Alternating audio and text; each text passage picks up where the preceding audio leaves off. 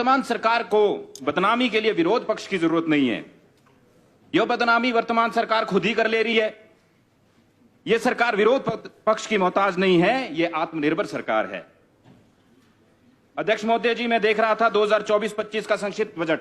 मैंने देखा कि जब आदरणीय मुख्यमंत्री जी ने सत्ता संभाली तो प्रदेश, इसमें लिखा है, जो कि सत्ता पक्ष के विधायक और मंत्री बार बार कहते रहते, इसमें लिखा है कि जब सत्ता संभाली तो 76,651 करोड़ का कर्जा था, और आज 2 वर्ष के अंदर अभी आपने दिया है 96,568 करोड़।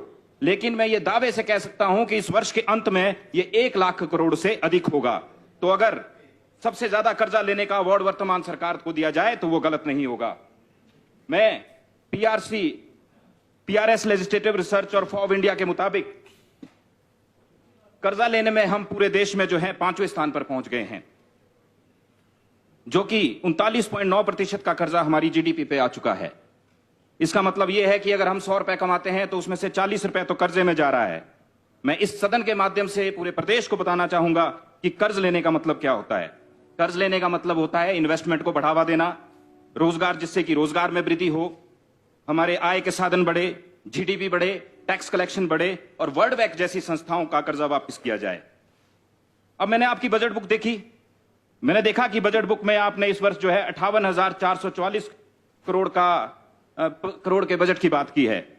इसका मतलब यह है कि प्रदेश के पास बजट है, तभी तो आपने पिछली साल के कंपैरिजन में इस साल जो है 5,000 करोड़ एक्स्ट्रा बजट बनाया। लेकिन मेरा आपसे निवेदन है कि आप सच बता दें, आपके पास पैसे हैं कि पैसे नहीं हैं, क्योंकि ना तो आपके पास देने के लिए DA की किस्त है, ना आपके पास जन कल्याणकारी योजनाओं के लिए पैसे हैं, ना इन्वेस्टमेंट के लिए आपके पास पैसे हैं। तो पैसे नहीं हैं तो आपने ये 58,444 करोड़ का बजट कैसे बनाया? इसका मतलब यह है कि अगर आपकी सरकार को बेस्ट एक्टिंग का अवार्ड दिया जाए तो इसका कोई अतिशयोक्ति नहीं है। हमारे प्रदेश का रेवेन्यू एक्सपेंडिचर 79.85% है और कैपिटल एक्सपेंडिचर 10.53% है। अगर मैं इसे मोटे मोटे साधारण शब्दों में बताऊं तो रेवेन्यू एक्सपेंडिचर का मतलब है जो कि हमारे प्रदेश की पूरी ऑपरेशनल कॉस्ट है, और कैपिटल एक्सपेंडिचर जो इन्वेस्टमेंट, जो इनकम के रूप में वापस आए, जो कि बहुत ही कम है, आगे आने वाली पीढ़ी के लिए ये खतरे की एक घंटी है। आपने बजट बुक में आत्मनिर्भर हिमाचल की बात कही। मैं आपको बताना चाहूंगा कि पिछले वर्ष आत्मनिर्भर हिमाचल की बात कही और उसमें आपने प्राकृतिक खेती की बात कही। मैंने पिछले वर्ष जो है प्लानिंग की मीटिंग में भी कहा था कि करसोग विधानसभा क्षेत्र के लिए एक सॉइल टेस्टिंग लैब दे दी जाए। मंडी जिला में सिर्फ और सिर्फ एक सॉइल टेस्टिंग लैब है पूरे जिला के अंदर। आप बात कर रहे हैं प्राकृतिक खेती की, जो कि संभव ही नहीं है। अगर एक मेरे विधानसभा क्षेत्र में अधिकतर खेत जो हैं वो सीढ़ीनुमा खेत हैं। अगर कोई पड़ोसी पेस्टिसाइड और फर्टिलाइजर यूज करेगा तो ये प्राकृतिक खेती करना 5 और 6 साल तक संभव ही नहीं है। दूध की 100 रुपए लीटर दूध का झुंझुना तो आपने पहले ही दे दिया था, लेकिन आपने गाय के रेट पे MSP लगा दिया जो कि 45 रुपए किया। भैंस का आपने 55 रुपए पे MSP लगा दिया। MSP लगाने की क्या जरूरत थी? क्योंकि मार्केट वैल्यू तो दूध की पहले ही ज्यादा है। MSP तो तब दिया जाता है जिस प्रोडक्ट की डिमांड ना हो या उसके वेस्टेज का खतरा हो। OPS में आपको एक सिंपल कहानी के माध्यम से समझाऊं। क्या होता है कि किसी के घर में कोई मेहमान आ जाता है तो मालिक अपने नौकर को कहता है कि जाइए आप एक जल्दी से नींबू पानी बनाकर लेकर आइए। तो नौकर जाता है और देखता है कि नींबू तो है नहीं, तो वापिस आके मालिक को बताता है कि आज हमारे घर में नींबू नहीं है। तो उसका मालिक कहता है कि 100 नींबुओं की शक्ति वाला बिम्बार मिलाकर ही पिला दो भाई। ऐसा है आपका OPS। आपने पिछले बजट में 680 करोड़ इलेक्ट्रिक टैक्सी और मछली पालन के लिए दिए। मैं बड़ी संवेदनशीलता से ये शब्द कहना चाहूंगा। मेरे पिताजी खुद ड्राइवर हैं। आदरणीय सुखविंदर सिंह सुक्खू जी के पिताजी भी ड्राइवर थे। मैं बन गया विधायक, माननीय बन गए प्रदेश के मुख्यमंत्री। अब क्या प्रदेश के युवाओं को क्या ड्राइवर बनाना है स्टार्टअप के नाम पे? महोदय, स्टार्टअप और इन्वेस्टमेंट स्कीम में फर्क होता है, डिफरेंस होता है। जब कोई अपना आइडिया लेकर आता है, कोई नोडल एजेंसी जो है उसको एनालाइज करती है, फिर उनको सपोर्ट सिस्टम प्रोवाइड किया जाता है। आप दे रहे हो इंसेंटिव और बता रहे हो आप इसको स्टार्टअप। इसका मतलब यह है कि आपको खेल खेलना तो आप चाह रहे हो पर आप खेल नहीं पा रहे हो। इसके लिए अगर वर्तमान सरकार को अनाड़ी खिलाड़ी अवार्ड भी दिया जाए तो वो गलत नहीं होगा। इस बार आपने 680 करोड़ दे दिए प्राकृतिक खेती के लिए। पहले चेक तो करते, सर्वे तो करते कि प्राकृतिक खेती में कितने जो है स्टार्टअप यूनिकॉर्न बने। पूरे देश में मोदी जी जब से 2014 के बाद आए हैं 90,000 जो है स्टार्टअप चल रहे हैं, जिसमें से कि 100 से अधिक स्टार्टअप यूनिकॉर्न बन गए हैं। यूनिकॉर्न का मतलब होता है $1 बिलियन, मतलब 8,500 करोड़ की कंपनी। और हिंदुस्तान के दो भाई बहन हैं जिनके नानके इटली में हैं, उन्होंने आपको समझाया भी होगा, लेकिन आप समझ नहीं पा रहे हैं। स्टार्टअप का मतलब यह होता है कि जिससे देश का भला हो, इंसेंटिव स्कीमों को स्टार्टअप बोलना बंद किया जाए। आपने इसमें बजट में बात की पर्यटन की, तो मैं बताना चाहूंगा कि मुख्यमंत्री जी, शराब पीकर टूरिस्टों को घर ले जाना को जो है वो टूरिज्म को बढ़ावा देना नहीं होता। टूरिज्म को बढ़ावा देना होता है अच्छी पार्किंग, अच्छे होटल्स, नई टूरिज्म साइट्स, अच्छी कानून व्यवस्था, इससे टूरिस्ट बढ़ता है। आपने इसमें बात की स्वास्थ्य, शिक्षा, कुशल हिमाचल की। आपने कैंसर हॉस्पिटल की हमीरपुर में बात की। अरे भाई साहब, जो चमियाणा में नीचे हॉस्पिटल बना है उसके लिए सड़क तो बना लो, वहां पे डॉक्टर तो ले आओ, वहां पे तो सुविधा ले आओ। वहां पे तो अभी आपने कुछ नहीं किया। और दूसरा मैं आपको बताऊं, हिमाचल प्रदेश का इकलौता नंबर 1 हॉस्पिटल आईजीएमसी, आज भी अगर पेशेंट के साथ वहां पे अटेंडेंट जाते हैं तो अटेंडेंट को रहने के लिए बेड नहीं मिलता, उनको बाहर फर्श पे नीचे सोना पड़ता है। मैं दूसरे अस्पताल की बात बताऊं आपको, केएनएच की। अभी 3 महीने पहले मेरी वाइफ की खुद की डिलीवरी वहां पे हुई। 5 दिन बाद मैं तो चलो विधायक हूं, मैं अपनी धर्मपत्नी को चंडीगढ़ ले गया। वहां के ये हालात हैं कि वहां पे डॉक्टर्स कम हैं, फैसिलिटीज नहीं है, उसकी वजह से वो शिशु जिसका अभी नया नया जन्म हुआ है वो मृत्यु को प्राप्त हो जाते हैं, और डॉक्टरों को भी कितनी बातें सुननी पड़ती हैं उस वजह से। तो मेरा सिर्फ आपसे ये कहना है कि बड़ी बड़ी बातें ना करके, और आप सिर्फ और सिर्फ अपने विधायकों से ताली बजवाना चाहते हैं, हकीकत में आपका आगे दौड़ पीछे चौड़ वाला काम चल रहा है। और बात की गई शिक्षा की, हिमाचल प्रदेश में 19% जो है वो शिक्षा के ऊपर खर्च किया जाता है। लेकिन निराशा की बात यह है कि जो हिमाचल प्रदेश शिक्षा के लिए विख्यात था, वो गौरव भी आज हमसे चला गया है। आपने बात की मेरा विद्यालय, आपने अपना विद्यालय, मेरा सम्मान। सम्मान तो तब होगा जब स्कूलों में टीचर होंगे भैया। मैं आपको बताऊं, मेरे करसोग में 105 स्कूल ऐसे हैं जिनमें सिर्फ और सिर्फ एक टीचर है। क्या उन बच्चों के भविष्य के साथ ये खिलवाड़ नहीं? अब मैं करसोग की जनता को क्या सलाह दूं, क्योंकि अब मैं मुख्यमंत्री जी अपनी सुलह को सलाह दें, क्योंकि झूठ बोलने में तो मैं मुख्यमंत्री जी मुझे बताएं कि इनको क्या सलाह दें, क्योंकि झूठ बोलने में तो उनकी बहुत बड़ी महारत है। बेरोजगारी की बड़ी बातें कही गई, युवाओं को पैराडाइज का सपना दिखाया गया। हमारे प्रदेश के युवाओं को पैराडाइज का सपना दिखाया गया और पैरालिसिस करके आज सड़कों पर छोड़ दिया गया है। पीएलएफएस और एनएसएसओ के सर्वे के अनुसार जुलाई से सितंबर तक हिमाचल प्रदेश में अनएम्प्लॉयमेंट रेट जो है देश में सबसे ज्यादा रहा, जो कि 33.9% है, जिसमें 17 और 29 वर्ष तक के युवा भाई बहन, जो हमारे पास ह्यूमन कैपिटल है, जो हमारी ताकत है। लेकिन निराशा की बात यह है कि आज वो सड़कों पे पड़े हैं, धक्के खा रहे हैं, जिसमें 49.2% जो है महिलाएं हैं, बाकी बेरोजगार घूम रहे हैं। मैंने तो पहले भी कहा था, 5 लाख क्या, 50,000 क्या, 5,000 क्या, आप 500 नौकरी नहीं दे पाएंगे, और ये बात जो है सत्य हुई है।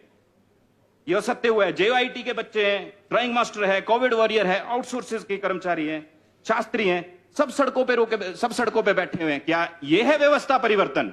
इसे कहेंगे आप व्यवस्था परिवर्तन? बेरोजगारी को चलो दूर करने के लिए मेरे आपके लिए कुछ सुझाव हैं। हिमाचल प्रदेश में कई ऐसे सेक्टर है जिसमें ग्रोथ होनी चाहिए। फार्मास्यूटिकल इसमें नंबर 1 आता है। अगर हम बात करें कोविड के समय में, तो 90 देशों को जो है हमने जो है दवाई सप्लाई करी।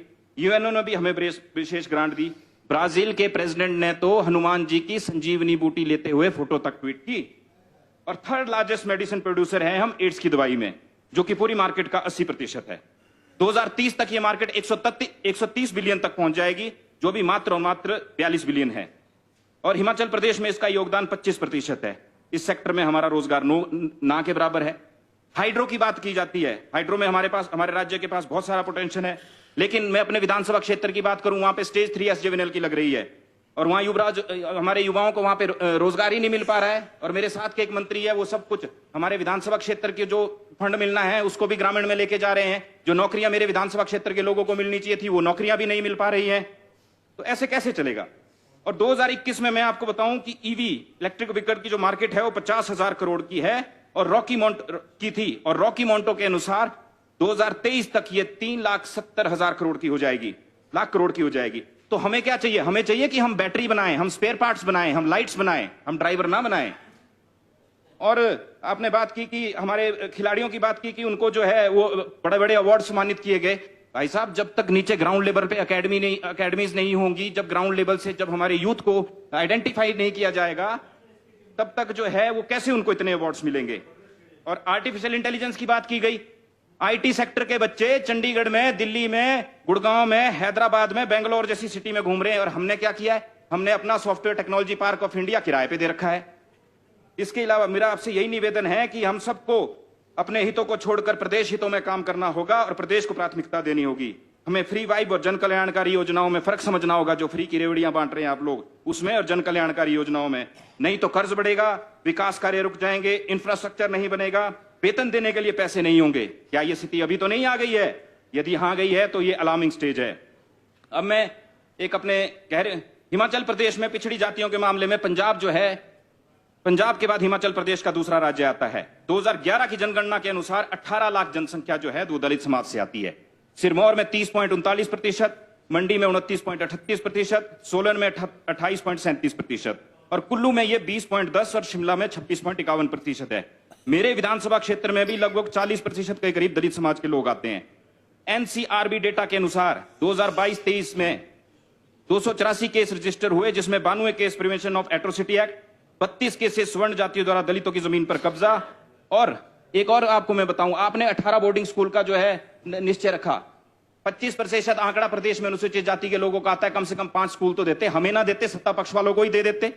ये वर्तमान सरकार की, कांग्रेस सरकार की दलितों के प्रति मंशा को बताता है। संविधान निर्माता भीमराव अंबेडकर जी तो कांग्रेस की मंशा को उसी वक्त भांप गए थे, इसीलिए उन्होंने बौद्ध धर्म का रुख किया। संविधान में उन्होंने इकोनॉमी के आधार पर रिजर्वेशन ना रखकर रिप्रेजेंटेशन के आधार को बढ़ावा दिया। वो जानते थे कि जाति कभी नहीं जाती। करसोग में भी समय समय पर हमें ये देखने को मिला है। 29 साल बाद जो है, पिछली बार करसोग से भारतीय जनता पार्टी का प्रत्याशी जीत के आया था, और उनके निवेदन पर, लोगों के निवेदन पर, वहां मात्र और मात्र एक कॉलेज है आज तक, सिर्फ डिग्री कॉलेज, ना उसके अलावा कुछ भी नहीं। आदरणीय जयराम ठाकुर जी ने वहां के लिए, पांगणा के लिए कॉलेज दिया, आपने डिनोटिफाई कर दिया। आपने स्वास्थ्य संस्थान डिनोटिफाई कर दिए, उप तहसील डिनोटिफाई कर दी। और तो और पिछले 1 वर्ष के कार्यकाल में आपने करसोग में 5 एसडीएम बदल दिए।